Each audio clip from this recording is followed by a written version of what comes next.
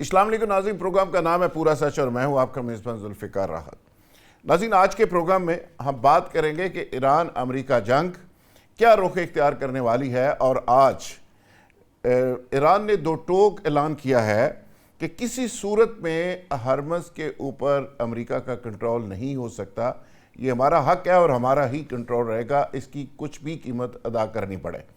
دوسری طرف ٹرمپ صاحب نے حسب عادت آج پھر دھمکیاں دی ہیں اور کہا ہے کہ تاریخ امریکہ کو ہرمز کے محافظ کے طور پر یاد رکھے گی، لیکن ابھی بھی ایران کے ساتھ سمجھوتا ہو سکتا ہے، صلح کی جا سکتی ہے۔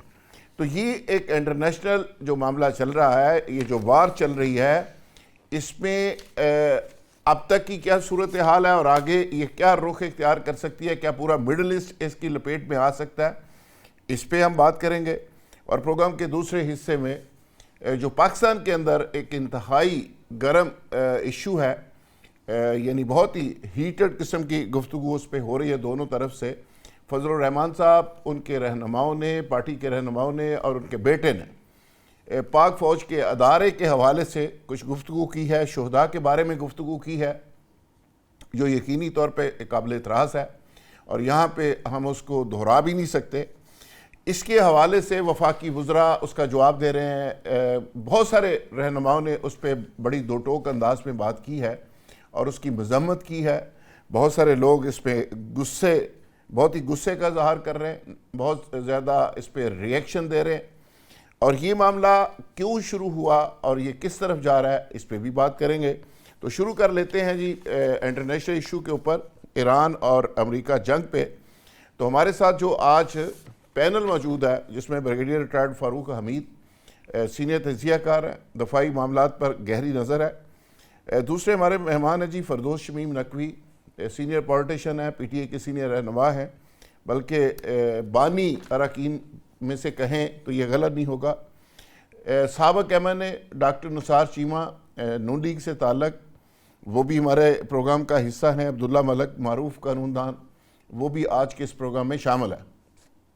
بریگیڈیئر صاحب، ذرا بتائیے گا کہ ٹرمپ صاحب نے آج پھر کہہ دیا کہ جی ایران سے پھر صلح ہو سکتی ہے۔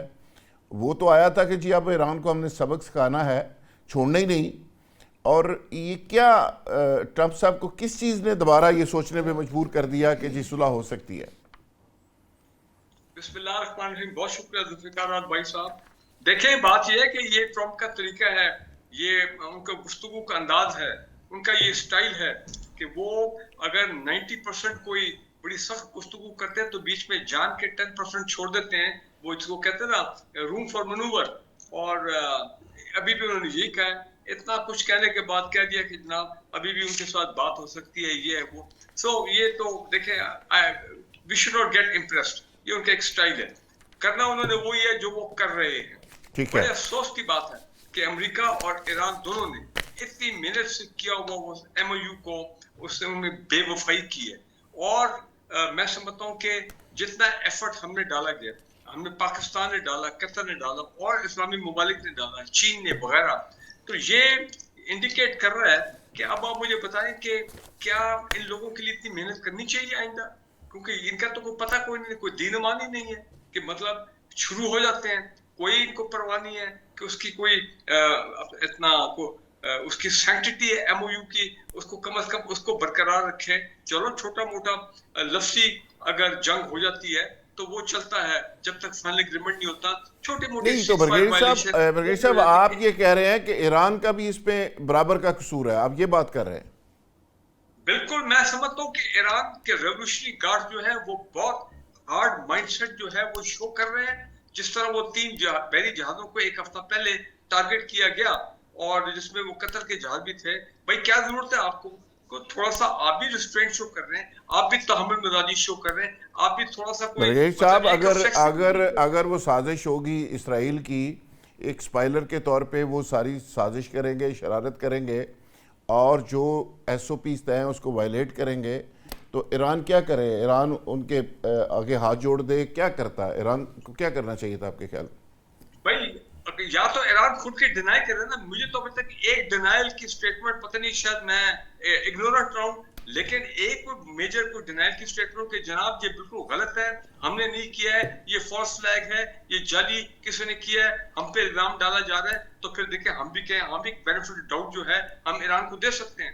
لیکن مجھے آپ یہ بتائیں کہ انہوں نے پھر وہ ایک گلف کنٹری, پھر امریکہ نے ظاہری بات حملہ کیا, بڑا خوفناک حملہ کیا, ابھی بھی وہ جاری ہے اسکلیشن, لیکن پھر یہ گلف کنٹریز کے اوپر جس طرح ایران نے پھر حملے شروع کر دیے, تو گلف کنٹریز جو ہیں اب وہ کیا ایران پہ کاؤنٹر حملے شروع کر دیں, یہی اسرائیل چاہتا ہے. نہیں برگیڑی صاحب اگر دیکھیں ایک وہ لین جس پہ قطر کے وہ جہاز جا رہے تھے یا باقی جس پہ فلیگ ان کا تھا, وہ آلریڈی ایران اس پہ سے روک رہا تھا, وہ تو ایک شرارت کی گئی ہے, اور اس پہ اگر ایران اپنی ریٹ اسٹیبلش نہیں کرتا, اور دوسری چیز ابھی جو مڈل ایسٹ کے جتنے ممالک ہیں وہاں سے اگر امریکہ اٹیک کر رہا ہے تو جوابی طور پہ ایران اگر اٹیک نہیں کرے گا تو کیا کرے گا؟ اوکے گڈ, دیکھیں اگر وہ جواب امریکہ نے اس کو بہانہ بنا کے حملہ کر دیا ایران کے اوپر, خوفناک حملے جو ابھی تک جاری ہیں, تو مجھے یہ بتائیں کہ آپ چلیں ایک جسٹیفیکیشن دے دیتے ہیں کہ آپ نے ان کی بیسس کے اوپر حملے کیے جو گلف کنٹریز میں ہیں, لیکن یہ کیا جسٹیفیکیشن ہے کہ پھر آپ وہاں پہ آئل انسٹالیشن, فلاں انسٹالیشن, پیٹرو کیمیکل, یہ وہ امریکی بیسس تک آپ اپنے آپ کو محدود رہیں, تو چلے پھر بھی بات جو ہے وہ بن جاتی ہے. ادھر آپ دیکھیں ہوتی باغی جو ہے, ہوتی باغیوں کا کیا کام تھا, سیز فائر کو وائلیٹ کرنا اور جا کے سعودی عرب پہ حملہ کرنا. سعودی عرب نے پھر سیز فائر بریک کی, سعودی عربیہ نے پہلے کیا, اس صنعاء ایئرپورٹ پہ میں مانتا ہوں ہوتی نے رسپونڈ کیا. اب آپ مجھے یہ بتائیں اگر ہوتی باغی اب جب سیز فائر ٹوٹ گیا اور وہ میزائل پہ, سن لیں میری بات, وہ میزائل پہ میزائل وہ مارتے ہیں سعودی عرب پہ, تو پھر پاکستان تو آٹومیٹکلی جو آپ جو بھی کہیں شکن تو ہو گیا نا, ہو سکتا ہے جو ہمارے اگریمنٹ ہے سعودی عربیہ کے ساتھ, تو یہ صورتحال بالکل ٹھیک نہیں ہے. بالکل ٹھیک ہے. امریکہ کو نقوی صاحب ذمہ داری دکھانی ہے, فردوس ایران شمیم کو بھی نقوی صاحب تھوڑی بہت فلیکسیبلٹی شو کرو, آپ جاری کر دیتے ہو ایک دم. اوکے فردوس شمیم نقوی صاحب, کیا معاملہ واقعی اسی طرح اتنا ہی سادہ ہے کہ ایران سے یہ غلطی ہو رہی ہے, ایران نے ٹارگٹ کیا ہے, یا پھر یہ پری پلان یہ پوری ایک جنگ دوبارہ سے ایران کے اوپر مسلط کی گئی ہے؟ دیکھیں ایران کا مقصد سمجھیے کہ کیا ہے. ایران شارٹ ٹرم پیس نہیں چاہتا, ایران لانگ ٹرم پیس چاہتا ہے. ایران نے بارہا کہا ہے کہ ہمیں یہ شارٹ ٹرم نہیں چاہیے, ہمیں گارنٹیز چاہیے کہ آئندہ ہمارے پہ حملہ نہیں کیا جائے گا. بریگیڈیئر صاحب سے ویسے وہ ایران پہ الزام لگا رہے ہیں, لیکن شاید ان کی نگاہ سے نہیں گزری کہ ایران کے اسٹیٹمنٹ آئے ہیں کہ انہی نے جو اٹیک کیا ہے وہ in reaction to the attacks by the American forces تھا. ایران پہلے دن سے کہتا آ رہا ہے کہ ہرموز کے اوپر ہمارا کنٹرول ہے اور ہم رکھیں گے. اس کی تفصیلات 60 دن کے اندر ہونی تھی. امریکہ کو اس کو انفورس کرنے کے لیے پاکستان کو استعمال کرنا چاہیے تھا, چائنا کو کرنا چاہیے تھا, قطر کو کرنا چاہیے تھا. ہوتی جو ہے وہ جیسے امریکہ کا اسرائیل ہے, ایران کا اسرائیل ہوتی ہے. لبنان میں روک لیا امریکہ نے.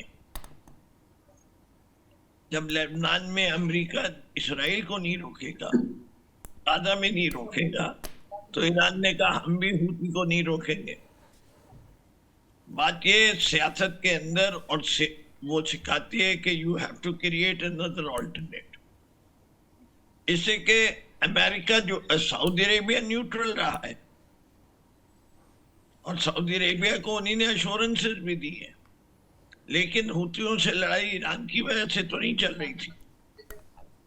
سعودی عربیہ کو بڑی کوئکلی چلنا چاہیے, اور ان ہوتیوں کو جو سعودی عربیہ پہ اٹیک کر رہے ہیں, بریگیڈیئر صاحب نے کتنے آرام سے ایران کا نام لگا دیا.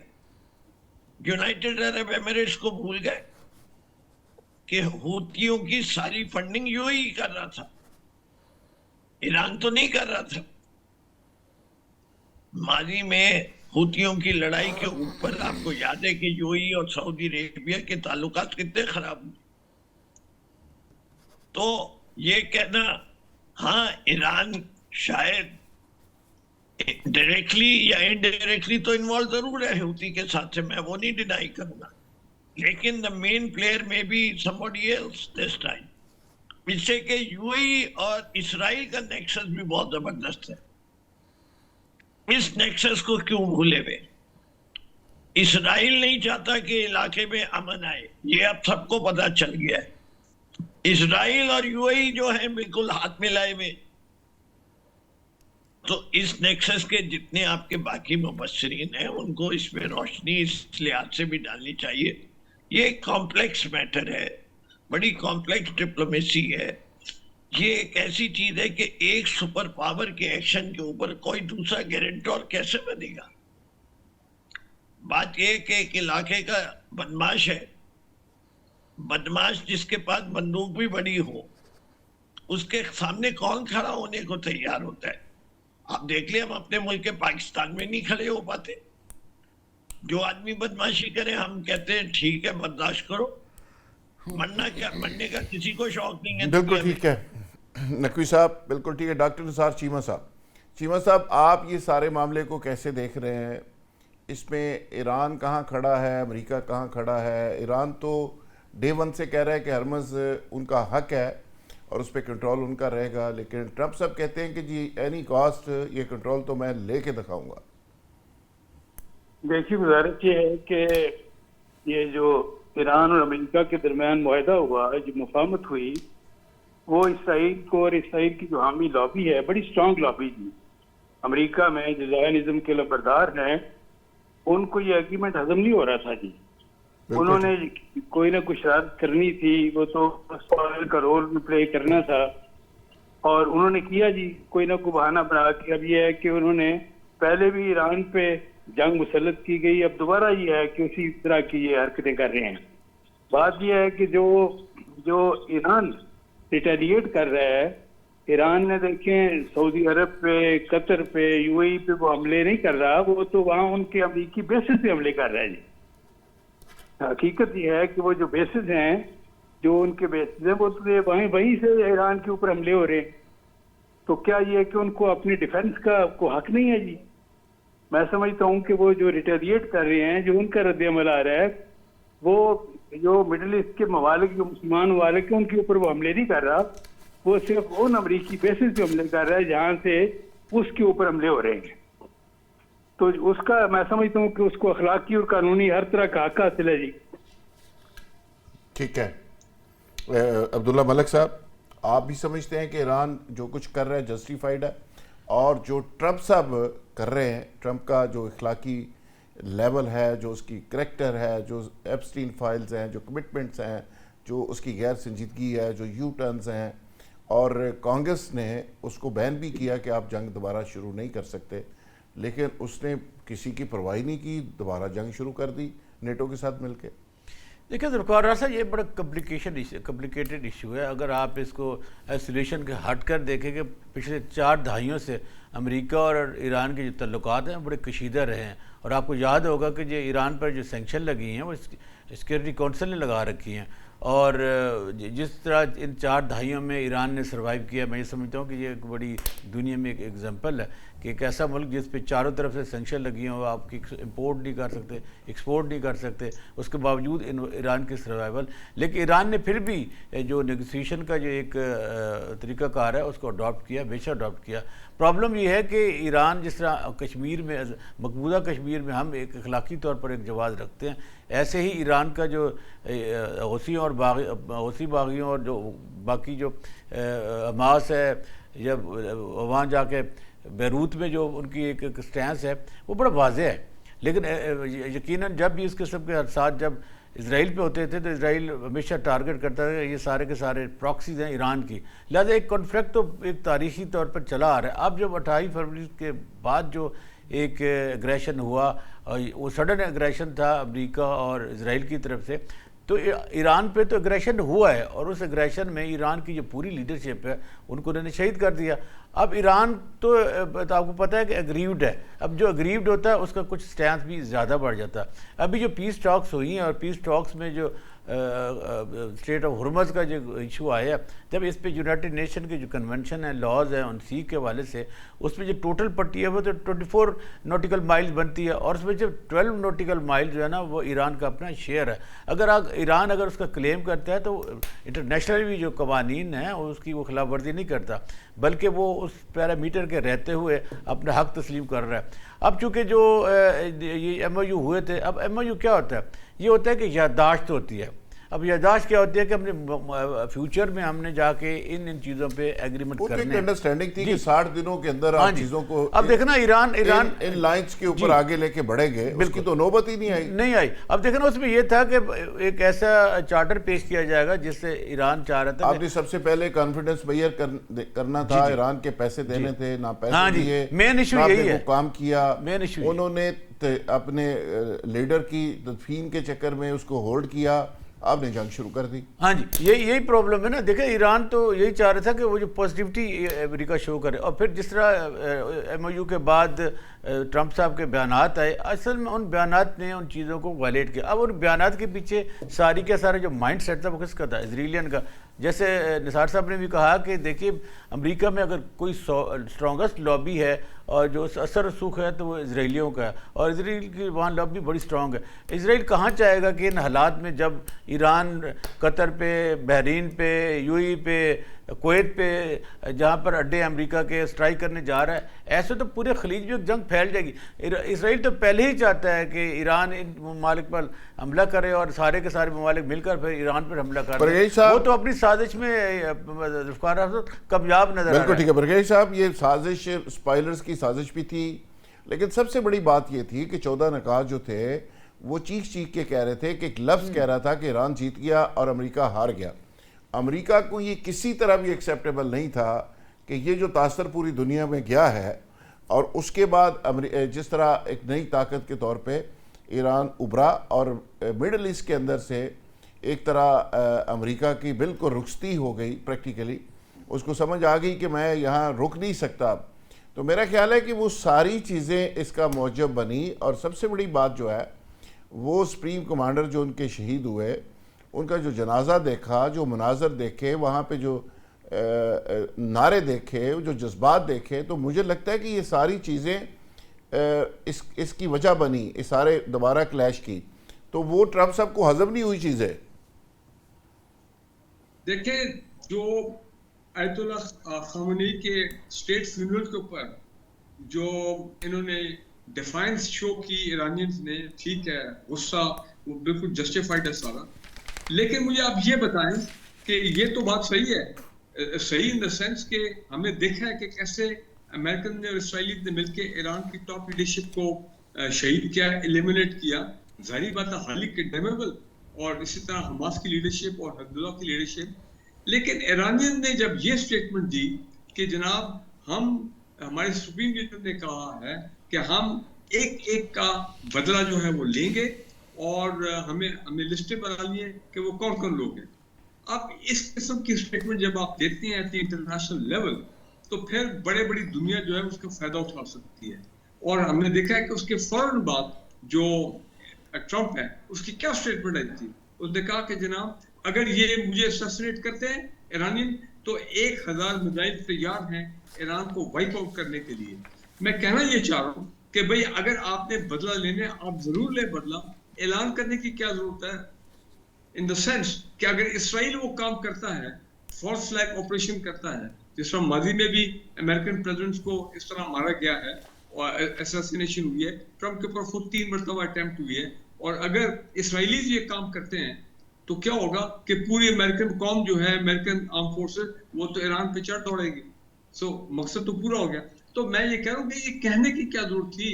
آپ نے آگ کیوں ایسے موقع پہ لگائی جبکہ حالات بہت سیریس تھے، قوم پوری آپ کی مورننگ میں تھی، سوگوار تھی، دنیا آپ کے ساتھ جو ہے وہ چل رہی تھی، اور 100 ڈیلیگیشن آئی ہیں اس فیونرل میں اپنا شرکت کے لیے. تو ایسے موقع پہ اس قسم کی ایک اوفینسو اور نہایت ہی میں سمجھتا ہوں نامناسب اسٹیٹمنٹ جاری کرنا، میں سمجھتا ہوں اس سے بھی حالات بگاڑنے میں کوئی کسر نہیں چھوڑی. تو میں پھر بات یہ کہہ رہا ہوں کہ بھائی ایرانیئنس کو بھی تھوڑا ماڈریٹ ہونا چاہیے. بالکل ٹھیک ہے. وہ تھوڑا ماڈریٹ ہوں گے تو شاید امریکن جو ہیں وہ بھی تھوڑا ماڈریٹ ہو گئے. اچھا برگیڈ صاحب آپ کا اس پہ بڑی وضاحت کے ساتھ موقف آ گیا. میں تھوڑا ڈومیسٹک چیزوں پہ آنا چاہ رہا ہوں. پاکستان میں یہ فضل الرحمان صاحب نے مجھے پہلے اس پہ بولنے تھے بریگیڈیئر جی جی جی نقوی صاحب بولیے. بریگیڈیئر صاحب، اس ایرانی حکومت کا نام جو ہے وہ اسلامک ریپبلک آف ایران ہے. ٹھیک سر ٹھیک it is a fundamentalist state. اسلام کی روح میں آپ کبھی بھی دشمن پہ حملہ نہیں کرتے بغیر بتائے ہوئے، بغیر اس سے وارن کیے ہوئے. مثالیں چاہیے. واپس چلے گئے تھے مکہ سے صلح حدیبیہ کر کے. حملہ کب کیا؟ جب انہی نے اس کی پیس ٹرمز کو وائلیٹ کیا، اور اس کے بعد اتنے آئے کہ بغیر تلوار چلائے ہوئے مکہ فتح ہو گیا. انہی نے اپنے میزائلوں تک کا نام جنگوں پہ رکھا، شخصیات پہ رکھا، اور وہ دنیا کے اصولوں پہ نہیں چل رہے، وہ اسلام کے بتائے ہوئے اصولوں پہ چل رہے. نقوی صاحب آپ کی بات کو میں اگر سیکنڈ کروں، ایک واقعہ اس جنگ میں ایسا نہیں ہے برگیڈیئر صاحب کہ ایران نے چھپ کے وار کیا ہو، بغیر بتائے کیا ہو. اور دوسری چیز، جب بھی انہوں نے جواب دیا ہے حملے کے جواب میں انہوں نے اٹیک کیا، اور انہوں نے کہا کہ اگر ہمارے اوپر نہیں، انہوں نے نہ دبئی میں نہ کسی جگہ چھپ کے نہیں کیا، یہ یہود و نصارہ ہی چھپ کے کر رہے ہیں. انہوں نے اناؤنس کر کے جواب دیا ہے، جہاں سے آئے گا انہوں نے کہا کہ اگر ہمارے اوپر حملہ ہوگا تو ہم اس طرح جواب دیں گے. جتنی بکواس ٹرمپ نے ایران کے بارے میں اور اس کی قیادت کے بارے میں کی ہے، وہ دنیا کا کوئی مہذب پریزیڈنٹ نہیں کر سکتا. بالکل سر وہ تو نہیں کرتے ہیں، اس میں کوئی شک نہیں ہے، آپ صحیح فرما رہے ہیں. لیکن میں یہ کہنا چاہ رہا ہوں، آپ نے ایران کے برگیڈیئر صاحب ایران اگر کچھ بھی نہ کرتا، سنیں آپ اس بات پہ برگیڈیئر صاحب آپ برگیڈیئر صاحب اس پہ کیوں بلیو نہیں کرتے؟ سنیں جبکہ اتنی محنت سے ایم او یو جو وہ کرایا گیا تھا، یہ میں کہہ رہا ہوں نا، تھوڑا ان کو بھی ذمہ داری شو کرنی چاہیے.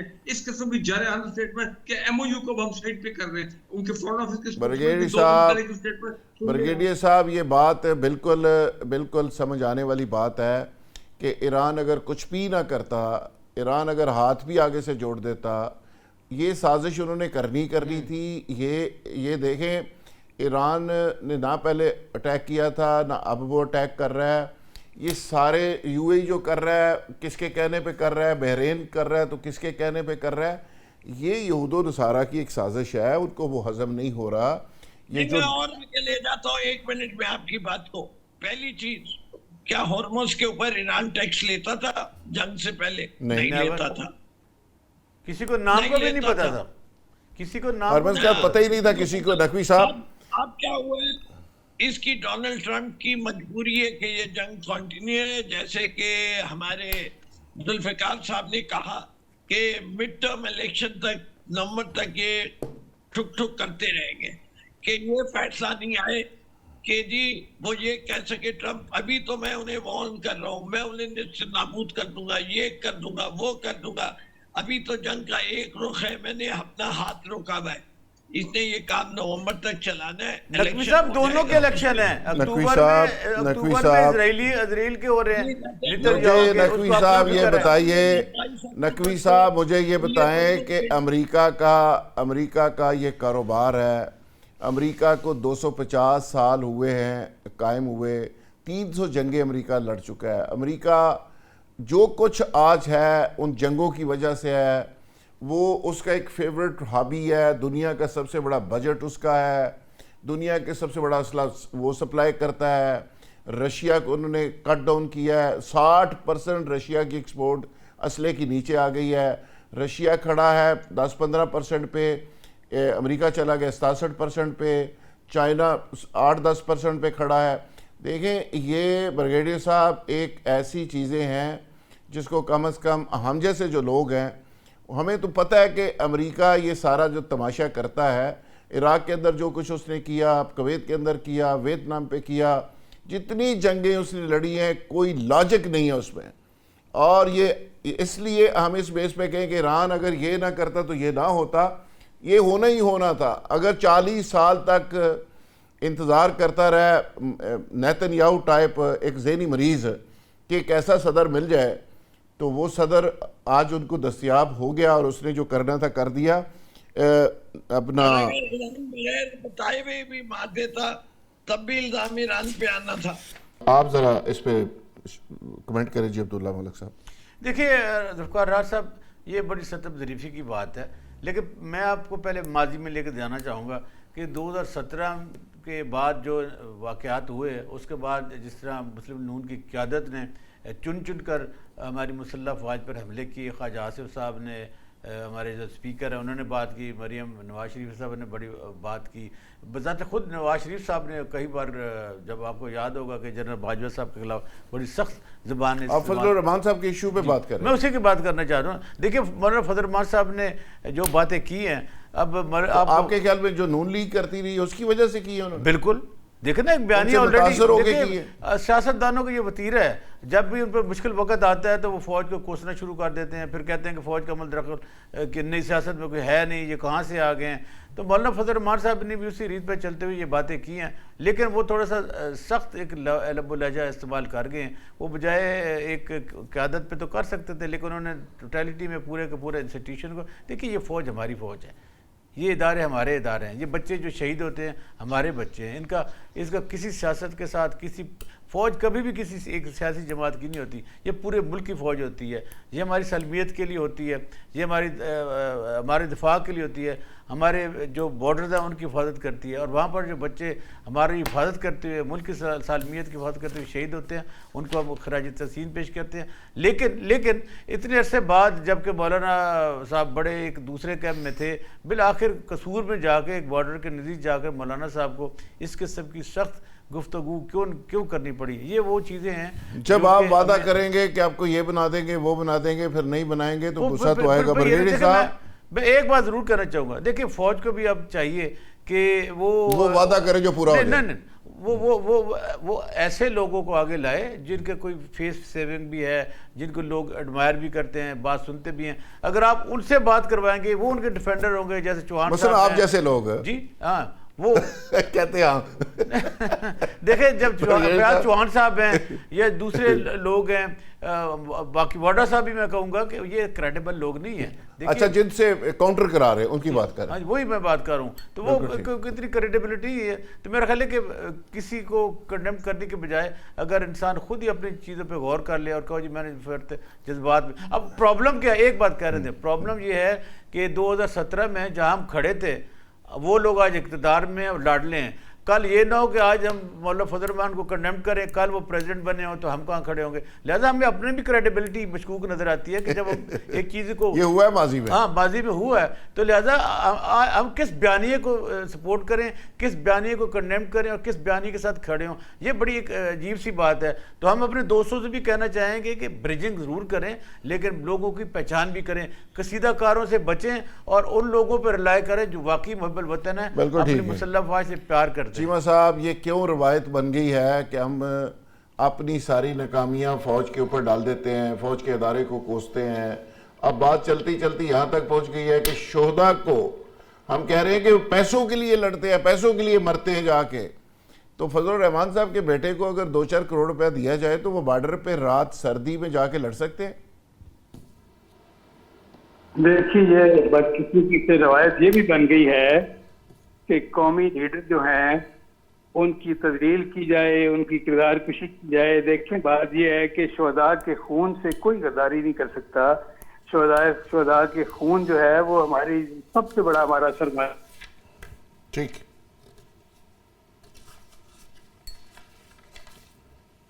اور کوئی شہید جو ہے، کوئی ماں کا لال جو ہے پیسوں کے لیے، تنخواہ کے لیے، مراد کے لیے اپنی جانوں کے نذرانے پیش نہیں کرتا، اس میں کوئی شک نہیں ہے. لیکن دوسرا پہلو یہ ہے کہ جو کچھ مولانا فضل الرحمان صاحب نے فرمایا ہے اس کو کانٹیکسٹ میں لیا جائے. دیکھیں بلوچستان میں آگ لگی ہوئی ہے اس وقت، کشمیر میں آگ لگی ہوئی ہے. ہم یہ حالات کو ہم نے کیوں یہ آنکھیں بند کی ہوئی ہیں؟ دیکھیں بات یہ ہے کہ اس وقت یعنی بلوچستان کا اگر آپ غور کریں تو جب سے نواب اکبر بگٹی کا قتل ہوا ہے اس وقت سے لے کے مسلسل یہ ہے کہ یہ علیحدہ کی پسند جو ہیں یہ بی ایل اے والے ان کو ایک ایشو مل گیا, ان کو ایک شہید مل گیا اور اس کو سامنے رکھ کے انہوں نے یہ علیحدہ کی جو تحریک تھی اس میں یہ کہ اس میں اس کو جس طرح سے وہ ہائی لائٹ ایکسپلائٹ کر سکتے تھے کیا ہے. ہندوستان کی بھرپور مدد ان کو حاصل ہے, لیکن ہم نے وہاں زخموں پہ مرہم رکھنے کی کتنی کوشش کی ہے. میں آپ کو صرف ایک مثال دیتا ہوں, اس سے آپ کو اندازہ ہو جائے گا سر کہ نواب اکبر بگٹی کا پوتا نواب شہزاد بگٹی اس دفعہ 2024 کی الیکشن میں کینڈیڈیٹ تھا, جو کہ میاں شہباز شریف کی کیبنٹ میں بھی شامل تھا پی ڈی ایم کی گورنمنٹ جب تھی. تو میاں شہباز شریف صاحب سے میں نے خود کہا, مجھے یاد ہے رانا ثناء اللہ صاحب کی موجودگی میں نے کہا جی نواب شہزاد بگٹی کے مقابلے میں مسلم لیگ نون کو بندہ کھڑا نہیں کرنا چاہیے. تو میاں صاحب کو اس وقت شاید اندازہ نہیں تھا کہ کون ہم نے کس کو کھڑا کیا ہے.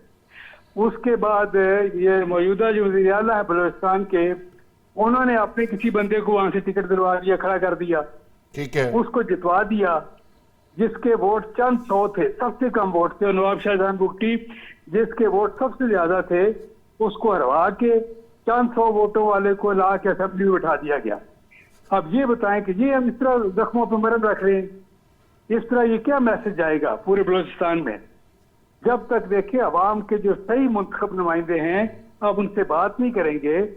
نواب شہزاد بگٹی سے بات کی جائے, اختر مینگل سے بات کی جائے, ڈاکٹر مالک سے بات کی جائے, دیکھیں بات یہ کہ یہ جو اشرف صاحب ہے ان سے بات کی جائے, اور ہدایت اللہ صاحب دیکھیں گوادر کے جو منتخب نمائندے تھے ان سے بات کی جائے, مولانا فضل الرحمان اور جواز اسلامی کے امیر ان سے بات کی جائے, معاملات کو مفاہمت کے ذریعے حل کیا جائے.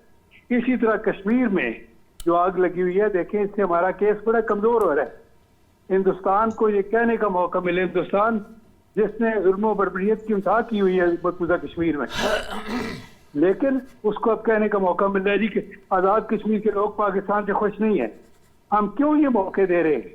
کیا طاقت کے استعمال سے مسئلے حل ہوتے ہیں؟ کبھی نہیں حل ہوئے نہ ہوتے ہیں. تو ہمیں مفاہمت کا رستہ اختیار کرنا چاہیے. یہ جو آگ لگی ہوئی ہے جس سے ہندوستان بھرپور فائدہ اٹھانے کی کوشش کر رہا ہے, ہمیں دشمن کو یہ موقع نہیں دینا چاہیے. بالکل ٹھیک ہے. ناظرین یہاں لیں گے ایک بریک, اور بریک سے جب واپس آئیں گے تو ایشو کو کنٹینیو کریں گے. Stay with us.